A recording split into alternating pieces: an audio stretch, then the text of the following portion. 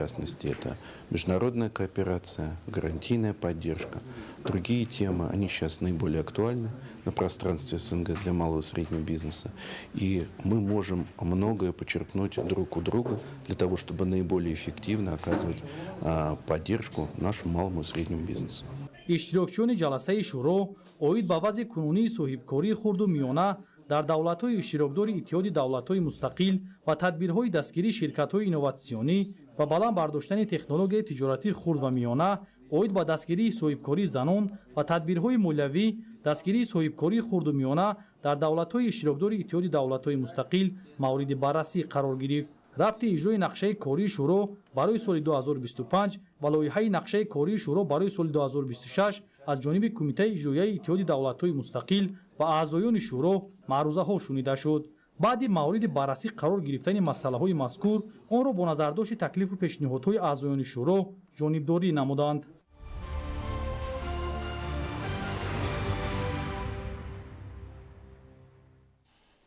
дар доираи форуми байналмилалии сармоягузории Душанбе Инвест 2025 дар маркази технологияҳои иттилоотии IT парки Душанбе таҳти унвони нақши занон дар рушди технологияҳои сабз ва соҳибкории инноватсионӣ ҳамоиш баргузор гардид. чорабинӣ бо ҳадафи таъкиди аҳамияти иштироки фаъоли занон дар соҳаҳои иқтисодӣ ва баландбардоштани нақши онҳо дар пешбурди технологияҳои сабзу навоварӣ роҳандозӣ гардидааст. гузориш дар ин хусус. дар доираи форуми байналмилалии Душанбе Инвест 2025 имрӯз дар шаҳри Душанбе таҳти унвони тавонмандсозии занон дар соҳаи технологияҳои сабз роҳҳо ба сӯи тиҷорати устувор ва инноватсионӣ форуми байналмилалӣ баргузор гардид. форуми мазкур бо дастгирии ниҳодҳои давлатӣ дар ҳамкорӣ бо шарикони байналмилалӣ ташкил гардид. ҳадафи он ба майдони муколама табдил додани илҳом ва имкониятҳои амалӣ барои заноне ки мехоҳанд навовариҳои сабзро ба роҳ монда ва тиҷорати худро рушд диҳанд арзёбӣ кардид. дар кори форум намояндагони сохторҳои давлатӣ, созмонҳои байналмилалӣ, ниҳодҳои молиявӣ ва бахши хусусӣ иштирок намуда, масоили вобаста ба ҷалби занон ба рушди иқтисоди сабз, ояндаи устувор ва инноватсияро баррасӣ намуданд. зиёда аз 45 нафар соҳибкорзанҳои муваффақ аз минтақаҳои гуногуни кишвар аз ҷумла шаҳрҳои бохтар вилояти хатлон ва минтақаи кӯлоб даъват гардиданд. онҳо дар ин чорабинӣ аз он имкониятҳо, барномаҳо ва лоиҳаҳои наве ки дар самти дастгирии соҳибкории занон амалӣ карда мешавад огоҳӣ пайдо мекунанд. ҷаласаи аввали форум доир ба имкониятҳо ва барномаҳои дастгирӣ барои соҳибкории занон дар иқтисоди сабз ва инноватсионӣ бахшида шуда, қисмати дуюми форум дар шакли амалӣ бо шиносоии технологияҳои сабз дар амал баргузор шуд. иштирокчиён ҳамзамон аз намоишгоҳи таҷҳизот аз ҷумла панелҳои офтобӣ ва технологияҳои зеҳни сунъӣ шинос гардиданд.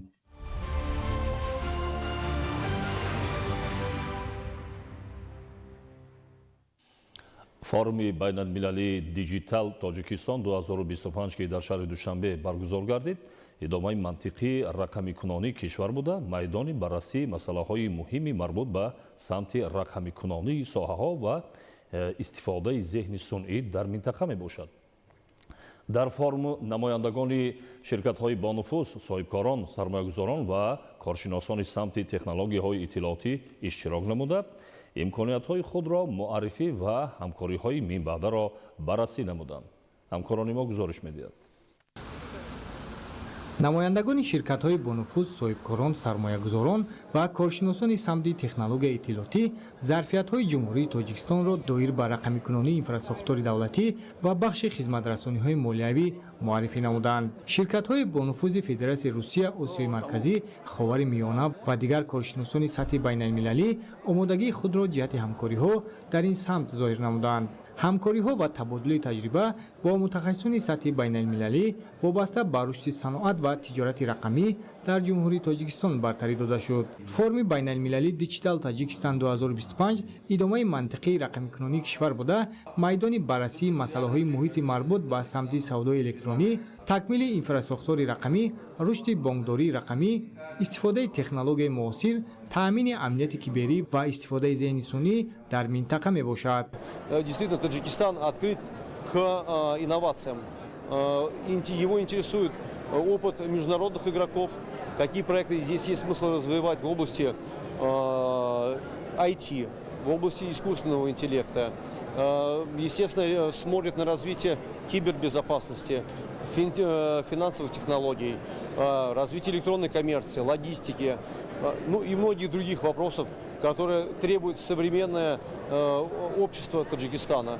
Ну и мы как платформ, для нас важно, чтобы здесь запускались именно последние и современные проекты. замони муосир талаб мекунад ки тамоми равандҳои иқтисодӣ ва хизматрасонӣ тавассути истифода аз технологияҳои рақамӣ ва иттилоотию иртиботӣ дар заминаи инфрасохтори иттилоотӣ роҳандозӣ карда шавад. ҷумҳурии тоҷикистон дар соҳаи рушди инноватсия ва технологияҳои рақамӣ аз ҷумла татбиқи ҳукумати электронӣ, таъсиси низоми пардохти миллӣ ва рушди технологияҳои молиявӣ қадамҳои устувор гузошта истодааст. خیلی چورابینی مهم به حساب می رود.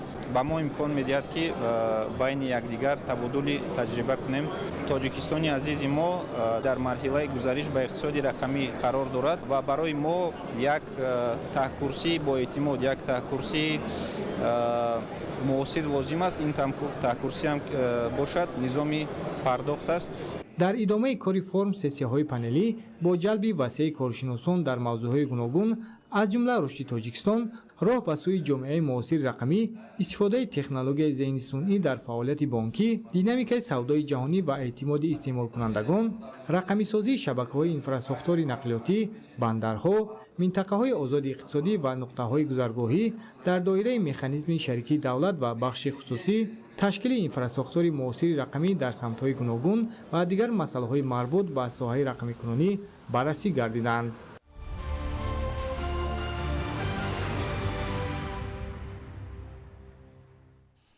имрӯз дар шаҳри душанбе дар доираи 10-солаи амал барои илмҳои криосфера 2025-2034 ва экспедитсияи муштараки илмии Тоҷикистон, Швейтсария, Фаронса ва Ҷопон дар мавзӯи криосфера, иқлим ва захираҳои об, масъалаҳои кунунӣ ва ҳамкории байналмилалӣ конференсияи байналмилалии илмии амалӣ баргузор гардид. таъкид гардид ки дар шароити имрӯзаи тағйирёбии глобалии иқлим минтақаҳои баландкӯҳи Осиёи марказӣ аз ҷумла Тоҷикистон таҳаввулоти ҷиддиро аз сар мегузаронад ки боиси афзоиши бештар ва такроршавии падидаҳои хатарноки табиӣ аз қабили рахнашавии кӯлҳои перяхӣ, тармафароӣ ва фурӯпошии криосфера мегардад. ҳадафи чорабинӣ муаррифии натиҷаҳои таҳқиқоти криосфера дар Тоҷикистон, натиҷаҳои экспедитсияи илмии олимони тоҷик, нақши ташаббуси байналмилалии Тоҷикистону Фаронса оид ба 10-солаи амал барои илмҳои криосфера 2025-2034 дар ҳифзи илмҳои криосфера мебошад. идомаи ахбор. раванди созандагиҳо дар ноҳияи Кушониён вусъат дода мешавад. бо мақсади истиқболи шоиста аз ҷашни 35-солагии истиқлоли давлатӣ дар ноҳия бунёду навсозии садҳо иншооти ҷараён дошта, инфрасохтори тамоми бахшҳо беҳтар мегардад. ҳамкорони мо гузориш медиҳанд. дар ноҳияи Кушониён корҳои созандагиву бунёдкорӣ бахшида ба ҷашни 35-солагии истиқлоли давлатӣ вусъати тоза дорад. танҳо дар ҷамоати деҳоти Навбаҳор беш аз 50 иншооти гуногун таъйинот ба нақша гирифта шуда, қисми зиёди онҳо аллакай мавриди истифода қарор дода шудаанд. иншооти ҷашнӣ аз бинову синфхонаҳои иловагии муассисаҳои таълимӣ, бунгоҳҳои тиббӣ, марказҳои савдову хизматрасонӣ, ҳамчунин таъмиру навсозии роҳу пулҳои мошингард ва дигар иншооти зарурии иҷтимоӣ иборат мебошанд. аз 44 иншооти мавриди истифода қарор дода шуда, ду бинои нави таълимӣ мавриди истифода қарор дода шуд, 4 маркази савдо, 3 маркази саломатӣ пурра бо лоиҳаи давлатӣ мавриди таъмиру таҷдид қарор дода шуданд. инчунин 3 сарфарошхона, 3 та дорухона мавриди истифода қарор дода шуданд. соли гузашта 10 километр роҳҳо дар деҳаи Чорсу, дар деҳаи Садрин Айнӣ, дар деҳаи Наврӯз, Бӯстон, Истиқлол амалӣ карда шуда, айни ҳол дар деҳаи Гулисирхи ҷамоат зиёда аз 1,5 километр роҳҳо имрӯз сохта мавриди истифода қарор дода мешавад. дар ноҳияи Кушониён бо иқдому ташаббусҳои созандаи сокинон ва дастгирии мақомоти маҳаллӣ корҳои ободонӣ вусъат ёфта, шароити зисти аҳолӣ рӯз аз рӯз беҳтар мегардад. татбиқи чунин амалҳои созандагӣ ба фароҳамсозии муҳити зебо, инфрасохтори муосир ва зиндагии шоистаи сокинон мусоидат менамояд. мушкилии асосии ин деҳа тӯли солҳои зиёд ин набудани муассисаи таълимӣ буд ва барои гирифтани таълим ба деҳаи ҳамсоя бо роҳи дур мерафтанд ва рӯзҳои наздик ин мушкилӣ ҳалли худро меёбад.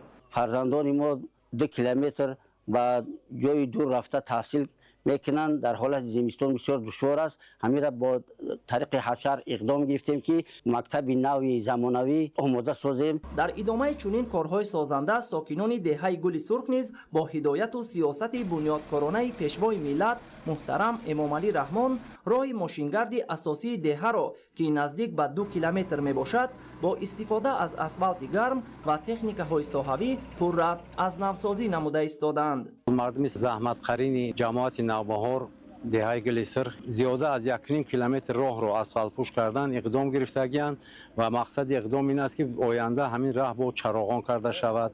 همین کوچه‌هایی که بر راه مثال گیم برای پیاده‌گردی باز سیمنت پوش کرده شود. با گفته ساکنان این راه سالیان زیاد تعمیر طلب بود و مشکلات زیادی را برای حرکت نقلیات و پیاده‌گردان خصوصا در فصل زمستان به میان می آورد.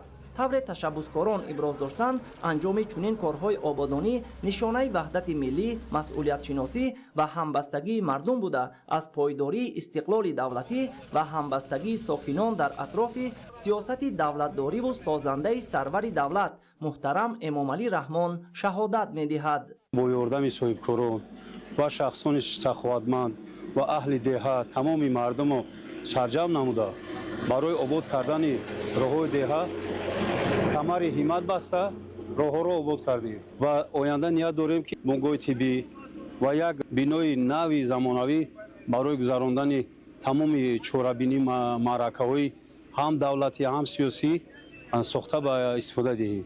امروزها در برابر تطبیق نقشه‌های جشنی ساکنان و خواجگیداران جماعت دهات نوبهار کارهای صحرایی را نیز تقویت می‌بخشند.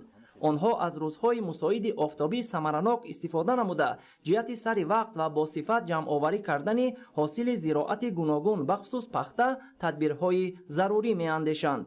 کارهای آبادانی و سهمگذاری مردم در جریان سازندگی و بنیادکاری شهادت روشن روحیه بلندی وطندوستی و آمادگی ساکنان ناحیه کوشانیان به استقبال سزاوار جشن 35 سالگی استقلال دولتی محسوب می‌یابد.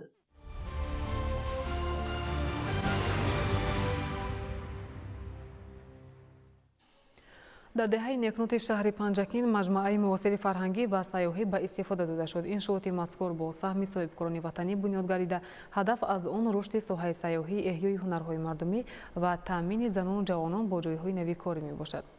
گزارش دلیری بازار و زرهونی نعمت الله. با توجه به رشد ساحه‌های اجتماعی و فرهنگی و سیاحی در دایره جشن 35 سالگی استقلال دولتی جمهوری تاجیکستان در دهه نکنوت جماعت دهاتی و رودکی شهر پنجکین مجمع فرهنگی، سیاحی و هنرآموزی مورد استفاده قرار گرفت. این مجمع معاصر با سهم برادران انصاری‌ها ساخته شده آن نمونه برجسته حس وطنداری و سهمگذاری صاحبکاران محلی در پیشرفت دیار میباشد. مجمع از 3 آشانه عبارت بوده با سبک و معماری ملی و معاصر ساخته شده است. در آشانه یکم مرکز آموزش هنرهای مردمی فعالیت دارد. در اینجا 10 نفر زنان و دختران محلی با آموزش هنرهای دستی از قبیل دوزندگی، گلدوزی و بافندگی جلب گردیدند. هدف از تأسیس مرکز فراهم آوردن شرایط کار و رشد هنرهای قدیمی تاجیکی میباشد. این مرکز در آینده به یک مکان آموزش و استحصال تبدیل خواهد یافت که در آن محصولات دستی زنان به فروش نیز برآورده می شود. همین طریق هنرمندان می توانند با زحمت خود منبع درآمد پیدا نموده در بهتر شدن شرایط زندگی عائلوی خود سهم گذارند. در آشونه دوم کتابخانه با صدها نامگوی ادبیات تاجیکی و خارجی جایگیر بوده برای سیاحان و دوستداران فرهنگ امکان شناسایی با تاریخ و تمدن ملت تاجیک را فراهم می‌آورد. کتابخانه دارای تالار مطالعه، گوشه مخصوصی ادبیات کلاسیکی و بخش کتاب‌های خارجی میباشد. در آشونه سوم باشد مهمانخانه با 14 جای خواب فعالیت می‌کند. این قسمی مجمع مخصوص برای قبول مهمانان داخلی و خارجی تشکیل یافته دارای شرایط معاصر و سطح خدمت‌رسانی بلند میباشد. مهمانان میتوانند در محیط آرام و تازه دهه نکنوت با طبیعت زیبا و آثار تاریخی اطراف شناس شوند. جهت جلب بیشتر سیاحان در حدود مجمع آثارخانه فیض‌الله انصاری نیز تأسیس یافته است که به حیات و ایجاد شاعر و درام‌نویس معروف تاجیک بخشیده شده است. در آثارخانه اشیاءهای شخصی، دست‌نویس‌ها، عکس‌ها و نسخه‌های اثرهای او به نمایش گذاشته شدند. این جای نه تنها مکان احترام به فرهنگ گذشته بلکه یک مرکز آموزشی برای جوانان دوستدار ادبیات میباشد. پیوندان شاعر امروز ادامه دهنده کاری نکیو بوده با تأسیس چنین مجمع سهم ارزنده در رشد ساحه فرهنگ و سیاحی منطقه گذاشتند. ҳамчунин дар ин рӯз санги асоси муассисаи таҳсилоти миёнаи умумӣ ба номи Файзулло Ансорӣ гузошта шуд. Мактаби нав барои 650 нафар хонанда пешбинӣ гардида бо шароити муосир ва инфраструктури зарурӣ сохта мешавад. тибқи нақша он бо лабораторияҳои фаннӣ, синфхонаҳои равшан, толори варзишӣ ва китобхона муҷаҳҳаз хоҳад гардид. корҳои сохтмонӣ дар маркази саломатии деҳаи Некнод низ идома доранд. иншооти соҳаи тандурустӣ дар доираи омодагиҳо ба ҷашни 35-солагии истиқлол бунёд шуда бо истифода аз маводи босифати сохтмонӣ ва таҷҳизоти муосир анҷом меёбад. ин марказ баъди ба истифода додан хизматрасониҳои тиббиро ба садҳо сокини деҳа таъмин хоҳад кард. ифтитоҳи маҷмӯаи фарҳангӣ ва дигар иншооти иҷтимоиву таълимӣ дар деҳаи Некнод гувоҳи равшани рушди устувори шаҳру деҳоти Панҷакен мебошад. сокинони маҳаллӣ чунин иқдомҳоро самараи бевоситаи истиқлоли давлатӣ ва сиёсати оқилонаи пешгирифтаи пешвои муаззами миллат муҳтарам Эмомалӣ Раҳмон арзёбӣ намуда ният доранд ки бо рӯҳияи баланди ватандӯстӣ ҷашни 35-солагии истиқлолро бо дастовардҳои шоиста истиқбол гиранд. Далери Бозор, Зарҳуни Неъматулло, шаҳри Панҷакен, Ахбор.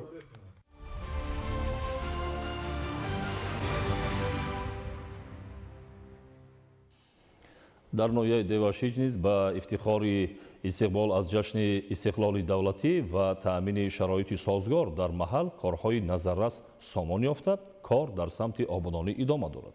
дар ин замина то имрӯз беш аз 50 километр роҳҳои аҳамияти маҳаллӣ дошта тахту ҳамвор ва мунфарши асосӣ гардонда шуданд, ки ба мушкилоти ҷойдошта нуқта гузошта шуд.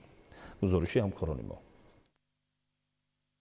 хурсандибахш аст ки бештари роҳҳои аҳамияти ҷумҳуриявию маҳаллидоштаи 8 ҷамоати шаҳраку деҳоти ноҳияи Деваштеҷ дар доираи истиқболи арзанда аз ҷашни бузурги 35-солагии истиқлоли давлатии ҷумҳурии Тоҷикистон мунфарши асосӣ гардида вазъи роҳу нақлиёт ба маротиб беҳтар карда мешаванд. феълан аҳолии наздик 200 000 нафараи ноҳияи Деваштеҷ фаъолияти ободонию созандагиро аз қабили мунфашкунии роҳҳои калони нақлиётгард, бунёду барқарорсозии пулҳои калонӣ дар ҳолати садамавӣ қарор дошта, иншооти соҳаи саноату хӯрокворӣ, фарҳангиву варзишӣ ва савдову хизматрасонӣ авҷу ривоҷи тоза бахшидаанд. зеро ба таъкиди асосгузори сулҳу ваҳдати миллӣ, пешвои миллат, президенти ҷумҳурии Тоҷикистон муҳтарам Эмомалӣ Раҳмон роҳу пул бунёд намудан аз ҷумлаи амалҳои неку созанда ба шумор рафта, роҳҳои тибқи меъёрҳои шаҳрсозӣ бунёд гардида, даҳсолаҳо ба насли имрӯзу фардои миллат хизмат хоҳад намуд. бо дарки ин масъала, аҳолии Тифоқу сарҷамъи ҷамоати шаҳраки Ғончӣ аз ҷумла сокинони кӯчаи ба номи Абдурахмони Ҷомӣ ва деҳаи Қалачаи Раис иқдоми бунёди роҳҳои ободро пеша карданд. дар маъракаи мунфашкунии роҳ, сокинони меҳнатдӯсти ҷамоати шаҳраки Ғончӣ бо ифтихору сарфарозӣ ва ҳисси баланди меҳнатдӯстиву созандагӣ баромада, роҳҳои ҳудуди нақлиётгарди маҳалли Хешро тахту ҳамвор ва васеъ намуда истодаанд. амали мазкур бо ҷалби техникаҳои роҳсозии Вазорати нақлиёти ҷумҳурии Тоҷикистон роҳандозӣ гардида, тибқи талаботи меъёрҳои роҳсозӣ мунфаш карда мешавад. иқдоми мазкур таҳти сарварии соҳибкорони маҳаллӣ Хуршед Норбоев, Баҳрулло Саидғозиев ва маблағгузориҳои сокинону ашхоси эҳсонкор амалӣ гардида, тӯҳфаи арзишманд ба истиқболи ҷашни фархундаи 35-солагии истиқлоли давлатӣ шуморида мешавад. тавре мушоҳида мегардад, паҳноии роҳи мазкур 6 метр ва дарозияш зиёда аз 1000 метрро дар бар мегирад. сокинони гузарҳои Абдурахмони Ҷомӣ, Хоҷа Камол Хоҷа Калон, Қалачаи Раис даст ба ободкоронӣ зада зиёда аз 1 километр роҳро мунфаржи асосӣ гардониданд. дар ин кори хайр тамоми сокинони гузарҳо ҳиссаи босазо гузоштанд. мо кӯшиш менамоем ки корҳои ободикорониро дар оянда низ идома диҳем.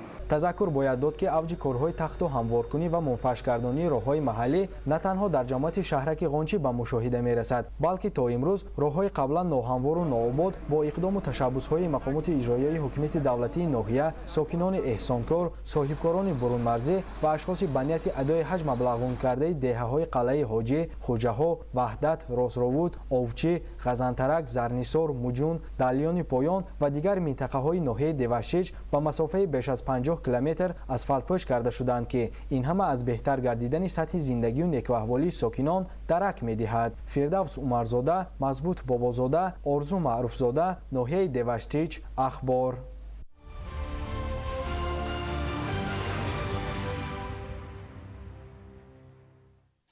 дар марҳилаи нави рушди вилояти мухтори кӯҳистони бадахшон ба монанди дигар шаҳру ноҳияҳои вилоят дар ноҳияи рӯшон низ корҳои бунёдкориву созандагӣ бо суръат идома дорад.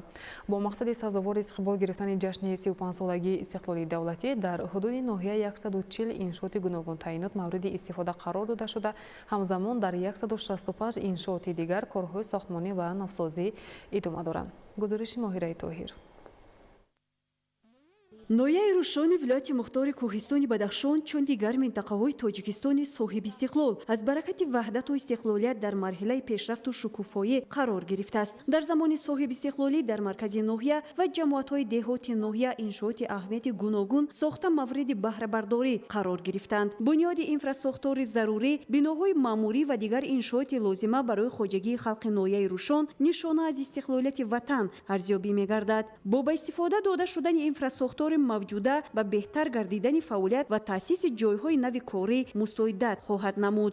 давраи соҳибистиқлолӣ ба рушду нумӯи ноҳияи рӯшон мусоидат намуда, ноҳияи рӯшон рӯз аз рӯз зебо ва ободтар гардидааст. барномаи рушди иҷтимоию иқтисодии ноҳияи рӯшон барои солҳои 2021-2025 61 лоиҳаро дар бар мегирад. мақомоти иҷроияи ҳокимияти давлатии ноҳияи рӯшон ҷиҳати омодагӣ ба таҷлили ҷашни 35-умин солгарди истиқлолияти давлатии ҷумҳурии Тоҷикистон нақша чорабиниҳоро тартиб дода, бунёду аз навсозии 165 иншоот ба нақша гирифта шуда, то ба имрӯз 140 иншоот бо таъсиси 344 ҷойҳои нави корӣ мавриди истифода қарор дода шуданд. дар самти сохтмон ва меъмории ноҳияи рӯшон бояд қай намуд, ки на танҳо маркази ноҳия, балки дар тамоми ҷамоату деҳоти он нишона аз ободониву созандагӣ ва қомат афрохтани иншооти муосир мушоҳида карда мумкин аст. имрӯз агар мо ба пешрафту рушди иқтисоду иҷтимоӣ назар афканем, мебинем ки дар ҳар деҳ, дар ҳар гӯшаи диёр ободию созандагӣ бо маром идома дорад, бахусус дар ноҳияи рӯшон.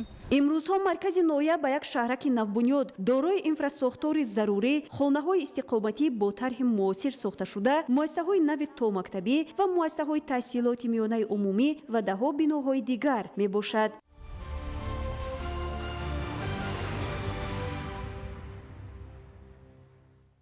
корҳои фаҳмондадиҳӣ байни аҳолӣ, масъулони корхонаҳои саноатӣ, марказҳои хизматрасонӣ аз ҷониби кормандони раёсати агентии назорати давлатии энергетикӣ назди президенти ҷумҳурии Тоҷикистон дар шаҳри Хуҷанд ҷиҳати истифодаи сарфакоронаи нерӯи барқ идома дорад. гузориши ҳамкорони мо. дар шаҳри Хуҷанд бо бунёди коргоҳу корхонаҳои нави саноатӣ, марказҳои хизматрасонӣ, маҳаллаҳои нави аҳолинишин, таъмини доимии истифодабарандагон бо гармиву рӯшноӣ, сарфи нерӯи барқ ҳар сол ба маротиб зиёд мешавад. фазои мусоиди сармоягузории соҳибкорӣ, имтиёзи имкониятҳои муҳайёнамудии ҳукумати ҷумҳурии Тоҷикистон ва корҳои фаҳмондадиҳии мутахассисони раёсати агентии назорати давлатии энергетикӣ назди президенти ҷумҳурии Тоҷикистон дар шаҳри Хуҷанд самара дода, муассисони корхонаву коргоҳҳои саноатӣ, марказҳои хизматрасонии шаҳри Хуҷанд дар баробари истеҳсоли маҳсулот, беҳтар кардани сатҳи хизматрасонӣ ҷиҳати сарфаи нерӯи барқ тасмим гирифтанд, ки аз ҳисоби манбаъҳои алтернативӣ баҳри коҳиш додани сарборӣ ба хатҳои барқӣ, сарфаи нерӯ, таъмини як қисми ниёзи фаъолияти корӣ бо гармиву рӯшноӣ, кори дастгоҳу таҷҳизотро аз ҳисоби энергияи истеҳсолии панелҳои офтобӣ таъмин намоянд. чунин таҷриба дар ҷамъияти дорои масъулияти маҳдуди Фортуна ва компания дар минтақаи озоди иқтисодии Суғд бо насби панелҳои офтобӣ дар масоҳати 970 метри мураббаъ имконият дод, ки аз ҳисоби тавлиди энергияи офтобӣ 40 то 50% истифодаи барқ дар корхона кам гардад. ба таъкиди масъулин дар фасли тобистон то 60-65% талаботи корхонаро аз ҳисоби энергияи офтобӣ таъмин кардан мумкин аст. дар масоҳати 970 метри квадратӣ панелҳои офтобиро насб намудем, ки дар як соат 218 киловатт барқ истеҳсол мекунад. ин тақрибан 40-45% иқтидори барқия таъмин менамояд. мувофиқи ҳисоби мутахассисон дар моҳҳои июл, август ҳамин фоизе ки ба мо барқ метиҳад, панелҳои офтобӣ то 65-70% баромаданаш мумкин аст. нақша дорем ки масоҳати онро васеъ карда боз бисёртар қӯи барқ истеҳсол намояд. дар тоҷикистон истифодаи сарчашмаҳои алтернативии барқароршавандаи энергияи барқ то рафт маъмул гардида дар доираи стратегияи рушди иқтисоди сабз дар ҷумҳурии тоҷикистон барои солҳои 2023-2037 чунин таҷрибаҳо дар коргоҳи истеҳсолии ҷамъияти дорои масъулияти маҳдуди лидер низ амалӣ шуда сарфи барқ кам як қисми кори дастгоҳу таҷҳизоти дӯзандагӣ аз ҳисоби энергияи офтобӣ пеш бурда мешавад. дар маркази хизматрасонии бахтиёр воқеъ дар маҳаллии сердарёи шаҳри хуҷанд бо насби панелҳои офтобӣ истифодаи нерӯи барқ кам шуда 40% талабот асосан аз ҳисоби тавлиди нерӯ аз панелҳои офтобӣ таъмин карда мешавад. риёсати агентии назорати давлатии энергетикӣ назди президенти ҷумҳурии тоҷикистон дар шаҳри хуҷанд ҳамарӯза бо шаҳрвандон, соҳибкорон, муштариёни гуногун оиди насби панелҳои офтобӣ оқилона ва сарфакорона истифодаи нерӯи барқ корои фармондеҳӣ гузаронда истодааст. дар натиҷаи насби панелҳои офтобӣ масрафи қувваи барқи онҳо аз 40 то 60% кам гардида истодааст.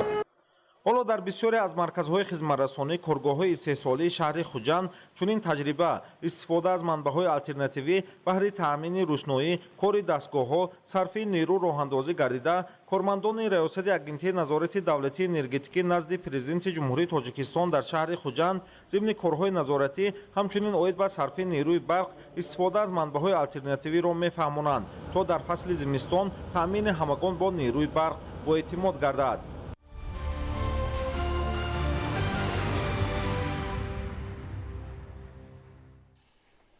дар ноҳияи ҷалолиддини балхӣ ҷиҳати парвариши меваҳои ситрусӣ хусусан лимӯ таваҷҷӯҳи деҳқонон зиёд гардида ҳамасола майдони он васеъ карда мешавад.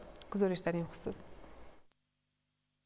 кишоварзони ноҳияи ҷалолиддини балхӣ баҳри рушд бахшидани ҳама самтҳои соҳаи кишоварзӣ диққати махсус зоҳир намуда дар ҳамкорӣ бо мутахассисону олимон имрӯзҳо баҳри васеъ намудани гармхонаҳои лимӯпарварӣ корҳои назаррасеро анҷом медиҳанд.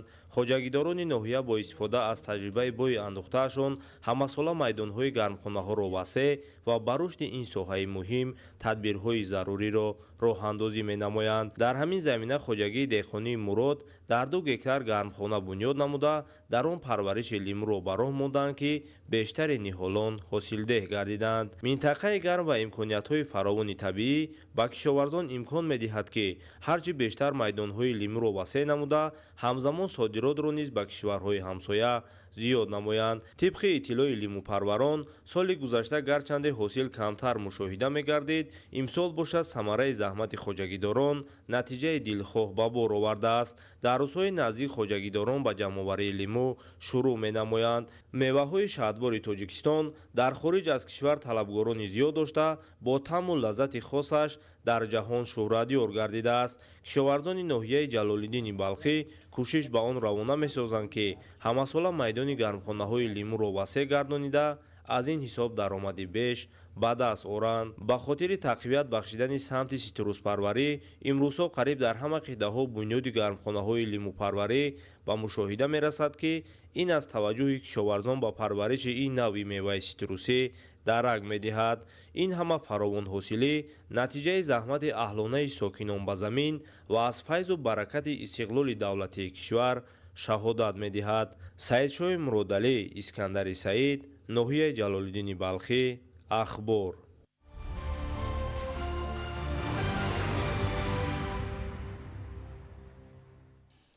кишоварзони ноҳияи ҷайҳун нақша доранд ки ҳосилнокии сабзиро аз ҳар 1 гектар ба 600-700 сентнерӣ расонида фаровонии бозорҳои дохилиро бо ин навъи маҳсулот таъмин намоянд. идомаи мавзӯъ дар гузориши гулчеҳраи сатор. дар саҳроҳои ноҳия имрӯз ҷамъоварии ҳосили сабзӣ оғоз шудаву хоҷагидорон бо баландбардоштани нишондодҳои истеҳсолӣ ва ҷамъоварии ин маҳсулот дар таъмини бозорҳои дохилӣ ва захираи ин сабзавоти тару тоза барои зимистону баҳори дар пеш истода майдони кишти такрории сабзиро ба 2900 гектар расонида буданд ки имрӯз аз самари меҳнат қаноатманданд.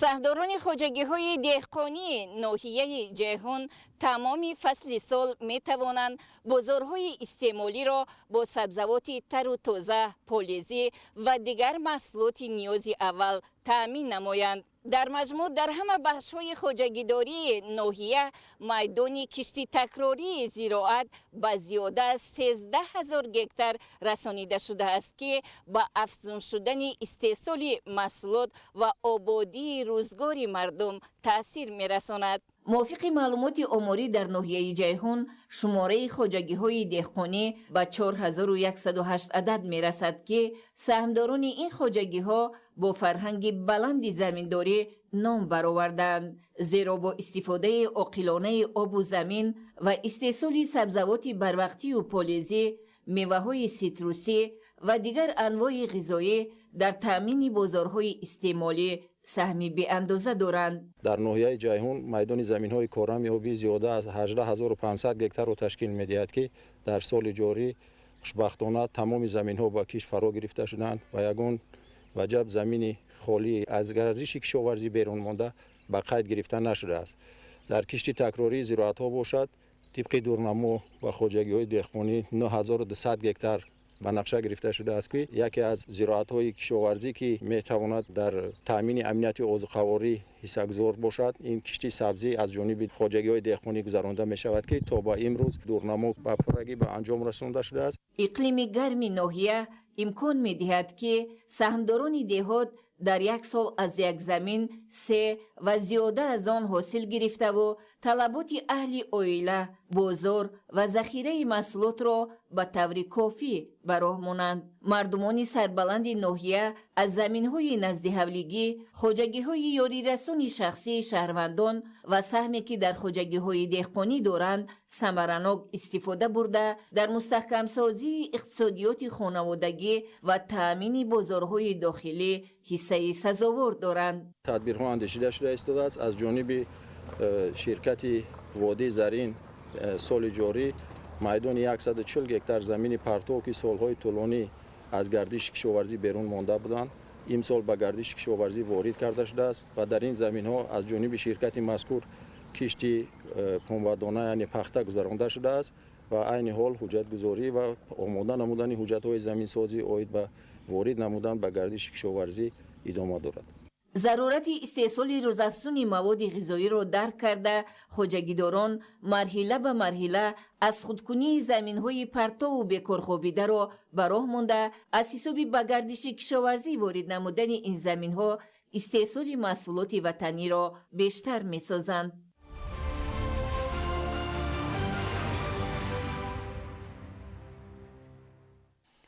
در موسم جاری کشاورزان ناحیه دنقره در میدان 5230 گکتار کشتی پنبه‌دانه انجام دادند که نسبت به سال گذشته 200 گکتار زیاد میباشد. جمع‌آوری حاصل این زراعت تکنیکی مهم از نیمه دوم ماه اوگوست آغاز گردیده تا امروز با تلاش و زحمت پیوسته پختکاران دورنمای پخته‌سپاری سال 2025 پیش از مهلت پورا اجرا کرده شد. گزارش همکاران ما. пахта дар ҷумҳурии тоҷикистон аҳамияти стратегӣ дошта яке аз зироатҳои асосии кишоварзӣ ба ҳисоб меравад ва барои пешбурди саноати насоҷӣ таъмини мардум бо ҷойи кор инчунин ғанӣ сохтани буҷаи давлат нақши муҳим мебозад. дар ноҳияи данғара аз масоҳати умумии 32377 гектар замини корам 11493 гектарашро заминҳои корами обӣ ташкил медиҳад ва аз шумораи 1965 адад хоҷагиҳои деҳқонӣ 385 ададашон хоҷагиҳои пахтакор мебошанд. мавсими ҷории кишоварзони ноҳия дар майдони 5230 гектар замин кишти пунбадона гузаронданд ки нисбати соли гузашта 200 гектар зиёд мебошад. ҷамъоварии ҳосили ин зироати техникӣ дар хоҷагиҳои пахтакори ноҳияи данғара аз нимаи дуюми моҳи август оғоз ёфта дар ин муддати кӯтоҳ кишоварзон тавонистанд дурнамои пахтасупории соли 2025-ро пеш аз муҳлат пурра иҷро намоянд. дар иҷрои дурнамо саҳми хоҷагиҳои пешқадам ба хусус кооперативи истеҳсолии Сомонҷон хеле назаррас аст. бо ташкили дурусти кор, истифодаи агротехникаи муосир ва иштироки фаъолонаи кишоварзон кооперативи истеҳсолии Сомонҷон нишон дод ки ҳосили хубро метавон танҳо бо заҳмати аҳлона ба даст овард. дар заминҳои ин хоҷагӣ ҳар сол ҳосили баланд рӯёнида мешавад. имсол қисмати зиёди пахтазори кооперативи истеҳсолии Сомонҷон бо усули ҷадид зери плёнка ва обёрии қатрагӣ кишт гардида буд. аз ин хотир бо вуҷуди иҷрои нақша ҳосил дар заминҳо фаровон аст.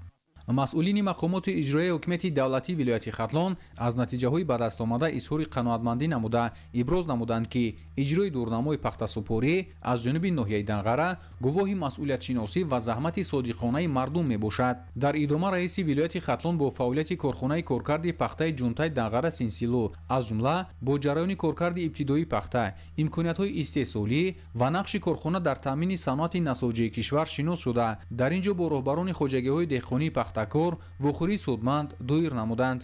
баъд аз тавсияҳу маслиҳатҳои судманд дар самти пахтакорӣ як зумра роҳбарони хоҷагиҳои деҳқонии пахтакор ва дигар масъулини соҳаи кишоварзии ноҳияи Данғара ҷиҳати саҳм гузоштан дар иҷрои дурнамои пахтасупорӣ бо сипосномаву тӯҳфаҳои арзишманд қадршиносӣ гардиданд. Салоҳиддини Неъмат, Завқибек Абдурахмон, ноҳияи Данғара, Ахбор.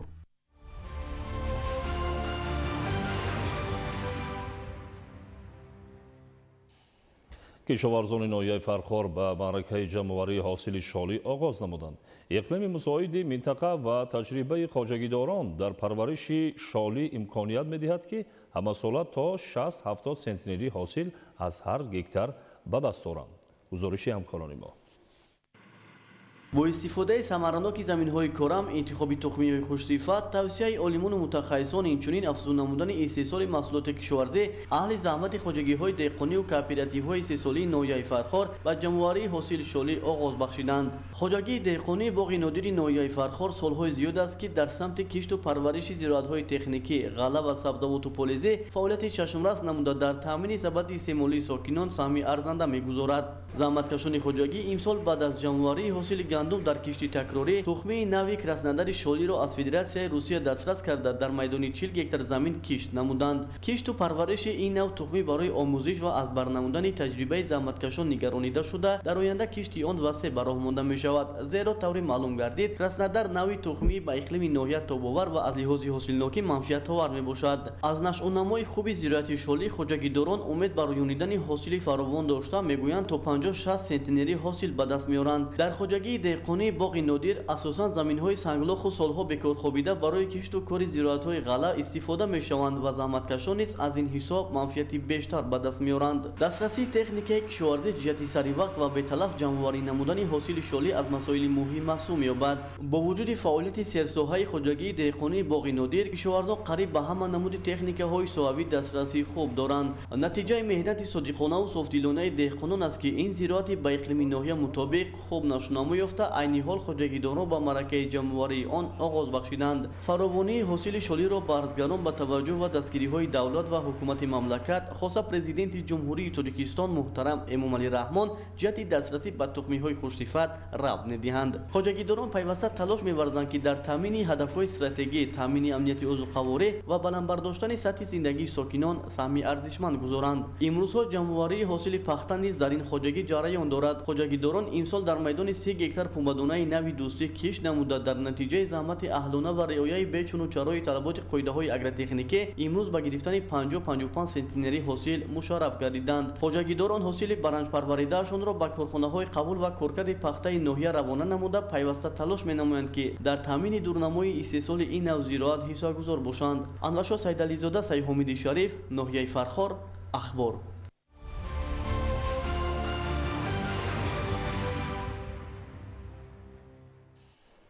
дар шаҳри Исфара масоҳати шолизорҳо сол аз сол афзоиш меёбад ва кишти шолӣ ба яке аз самтҳои муҳими кишоварзии минтақа табдил ёфтааст. тибқи маълумоти масъулон, ҳосилнокӣ миёна аз ҳар гектар 55 то 60 сентнерро ташкил медиҳад. бо истифода аз обу ҳавои мусоиди мавсимӣ, айни ҳол дар ҳамаи қитъаҳои шолизори шаҳр маъракаи ҷамъоварии ҳосили шолӣ бо суръат идома дорад. гузориши ҳамкорони мо.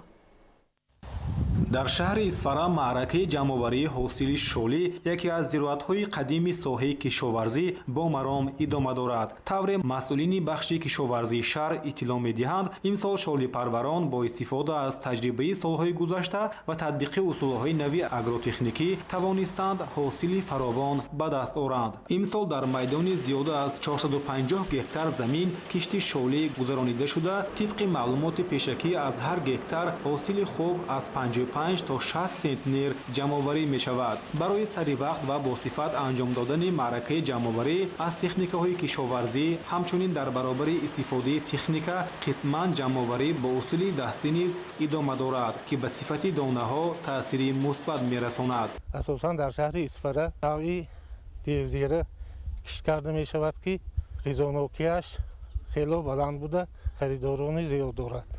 اساساً کشتی شغلی در جماعت‌های دهاتی چارکوه، سرخ، سومرات، نوگلین و خاناباد گذرانده می‌شود. طبق اطلاع مسئولان ساحه قسم زیادی حاصل جمع‌آوری شده در کارخانه‌های کارکردی محلی از جمله آسیاب‌های شالیکوبی کارکرد شده برای استفاده داخلی و تأمین بازار شهر روانه می‌گردد. مورد به ذکر است که برنج یکی از دانگی‌های بیشتر استعمال شونده در جهان دانسته شده در تاجیکستان 13 نوع برنج پرورش کرده می‌شود. از جمله دیوزیره اسفره یکی از نوع‌های مشهور و سر استعمال برنج محسوب می‌یابد. شالی پروران تصمیم گرفتند که برای افزایش حجم استحصال و بلند برداشتن صفت محصولات تدبیرهای نو را راه‌اندازی خواهند کرد.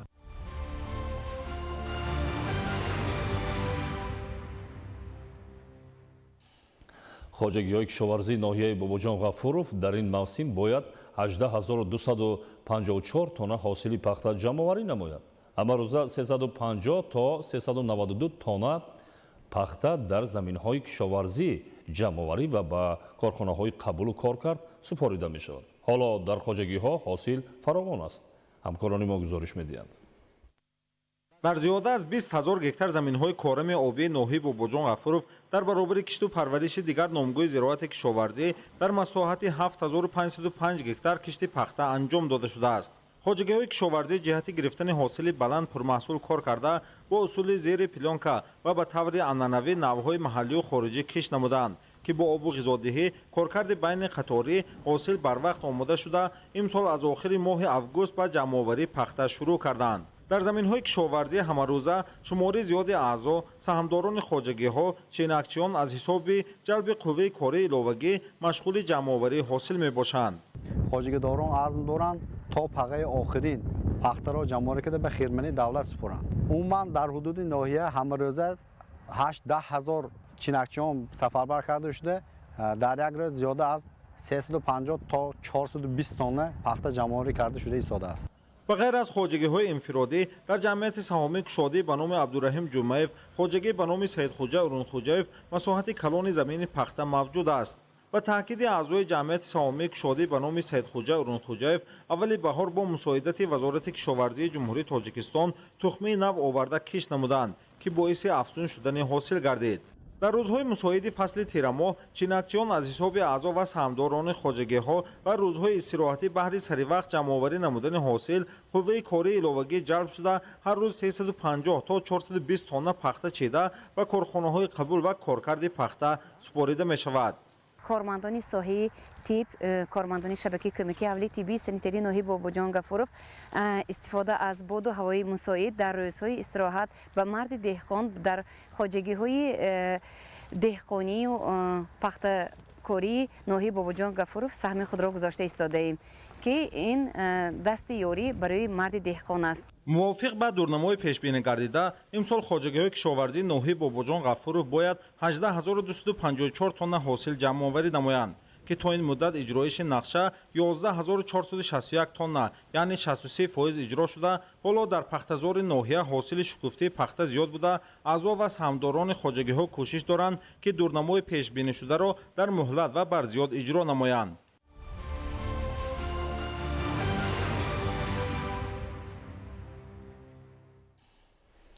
کشاورزان ناحیه کوهستان مسجد در سالهای آخر به یکی از مرکزهای پیشرفت کارتوشکا پروری کشور تبدیل یافته است. شرایط مساعد طبیعی، زحمت بی انتها و استفاده تکنولوژی معاصر باعث شده است که این منطقه در استحصال کارتوشکا به نتیجه های نظررس نائل گردد. گزارش از ناحیه کوهستان مسجد.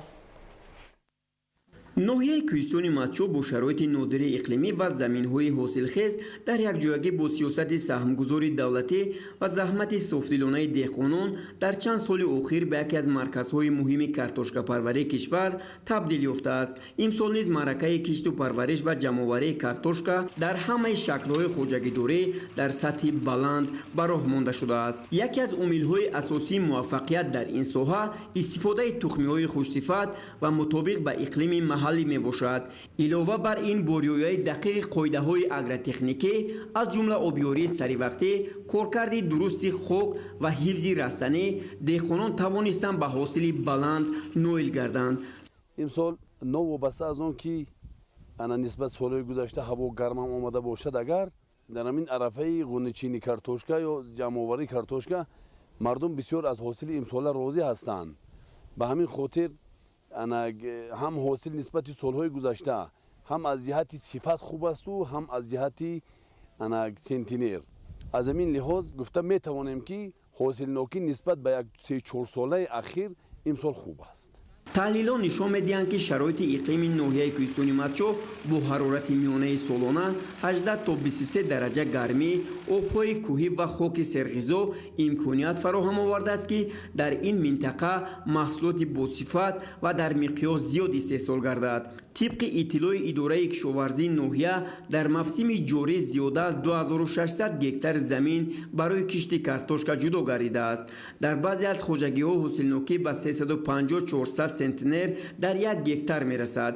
ин нишондиҳанда хело баланд ба ҳисоб меравад ва далели заҳмати пайвастаи деҳқонон ва истифодаи технологияи муосири кишоварзӣ мебошад. бартарии дигари ин минтақа дар он зоҳир мегардад ки картошкаи истеҳсолшуда на танҳо талаботи дохилии ноҳияро таъмин мекунад, балки дар бозорҳои шаҳрҳои калон аз ҷумла Душанбе, Хуҷанд ва дигар минтақаҳои ҷумҳурӣ мавқеи хоса пайдо кардааст. сифати хуби картошка ва ҳаҷми зиёд имконият медиҳад ки дар оянда содироти он низ ба роҳ монда шавад. имрӯз мардуми кӯҳистони матчо дар ҳудуди ҷамоати деҳоти лангар зиёда аз 2200 гектар зироатҳои картошка киш карда шуд ки имрӯз мардум деҳқонон ҳосилҳои худро ҷамъоварӣ карда истоданд. бо супориши ҳукумати ҷумҳурии Тоҷикистон нақшае ки бо мо супориш додагӣ буданд кишти картошка ягон ваҷаб замин холӣ намонад гуфта моро дар амал ҷорӣ намудем ки ҳозир дар саҳро ғуничини картошка идома дорад. 40% ҳосилнокии картошка ҷамъоварӣ карда шудааст. мақомоти маҳаллӣ ва сохторҳои дахдори давлатӣ низ барои дастгирии деҳқонон аз ҷумла таъмини техника, маслиҳатҳои агрономӣ ва имкониятҳои молиявӣ саҳм мегузоранд. дар натиҷа соҳаи картошкапарварӣ ба як бахши муҳим ва устувори иқтисодии ноҳия табдил ёфтааст. бо чунин муваффақиятҳо ва талошҳои пайваста бовар меравад ки соли ҷорӣ низ барои картошкапарварони ноҳияи кӯҳистони матчо соли бобарор хоҳад буд ва ин минтақа дар харитаи кишоварзии Тоҷикистон мавқеи худро боз ҳам бештар тақвият мебахшад. Асомиддин Ғиёсода аз ноҳияи кӯҳистони матчо барои барномаи ахбор.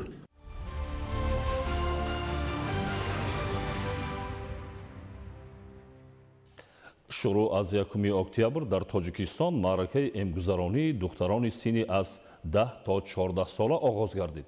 ҳадаф аз баргузории ин маърака пешгирии бемории саратони гарданаки бачадон аст. тибқи маълумоти масъулон то имрӯз қисми зиёди гурӯҳи мақсаднок ба ин чорабинӣ ҷалб карда шуданд.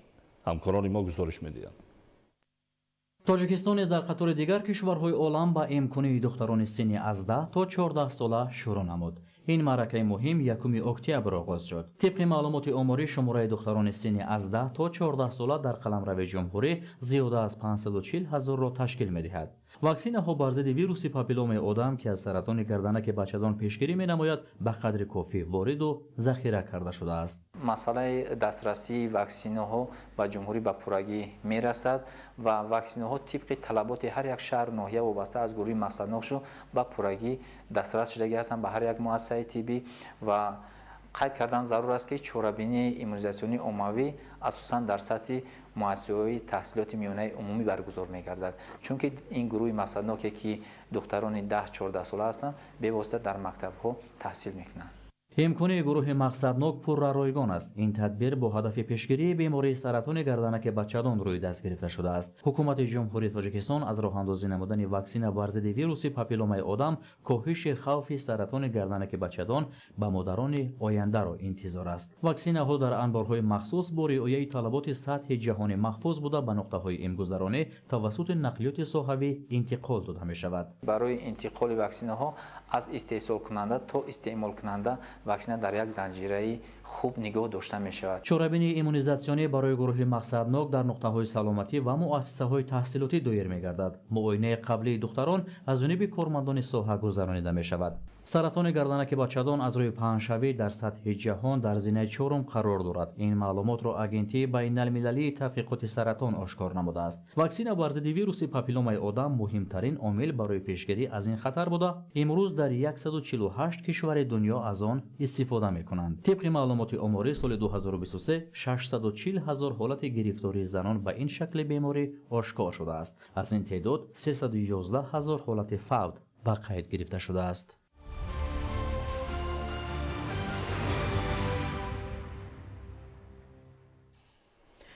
در اندونزیا پس از فرو ریختن مکتب اینترنت کارهای نجات‌دهی به انجام رسیدند. شماره هلاک شدگان نزدیک 70 نفر رسیده است.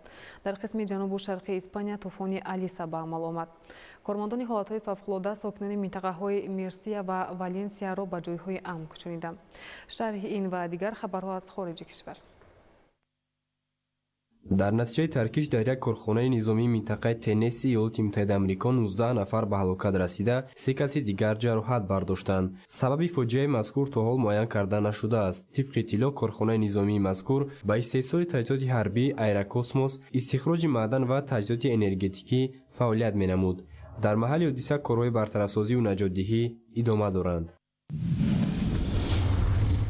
در اندونزیا پس از فرو ریختن مکتب اینترنت کارهای نجات‌دهی به انجام رسیدند. شماره هلاک شدگان به زیاد از 67 نفر رسیده است. طبق کارمندان نجات‌دهی خبر می‌دهند اکثر هلاک شدگان نورسان میباشند. گروه‌های نجات‌دهی زیاد از 112 کسی دیگر را نجات داده به جای‌های بی‌خوف کوچانیدند. برای کارهای برطرف‌سازی و جستجوی کارمندان خدمات فوق‌العاده زود به جای حادثه روانه کرده شدند. با گفته حکومتداران محلی هنگام فرو ریختن بنا در داخل زیاد از 100 نفر خوانندگان حضور داشتند. طبق معلومات پیشکی سبب‌های فرو رفتن انشاءات به بار وزنی تاب نآوردن آن میباشد.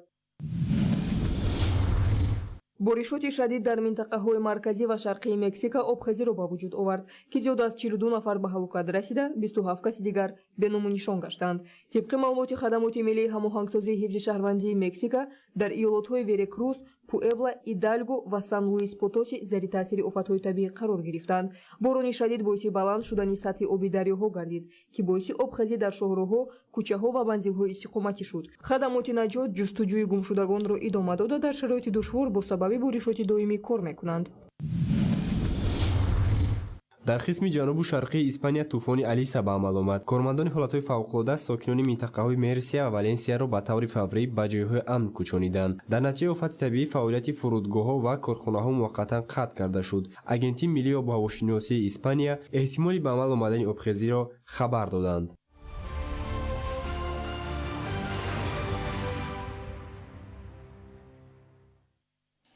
در شهر خوجанд سیومین مسابقه بین‌المللی оид ба камонварӣ барои дарёфти ҷоми президенти ҷумҳурии тоҷикистон дар соли 2025 баргузор гардид.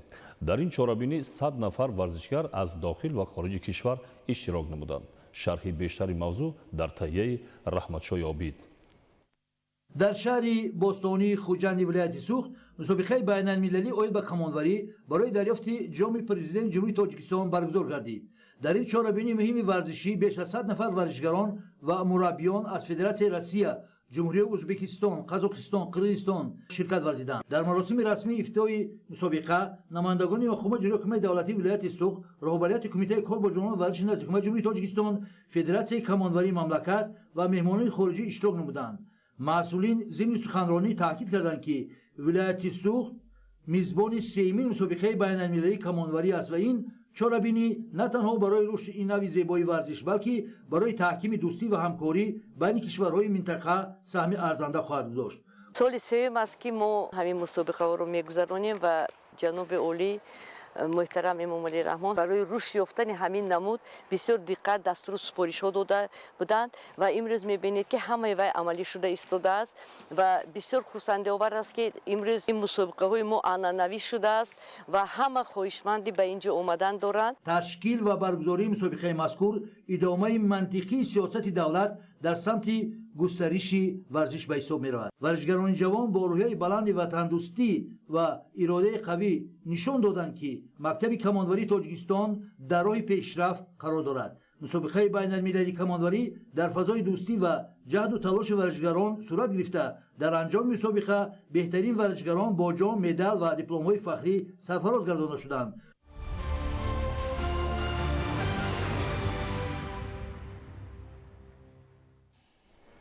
بینندگان گرامی، نشر مفصل برنامه اطلاعاتی اخبار خاتمه می‌یابد. با شما زندگی آباد و آسایش‌تر رو تمنا داریم. سلامت باشید.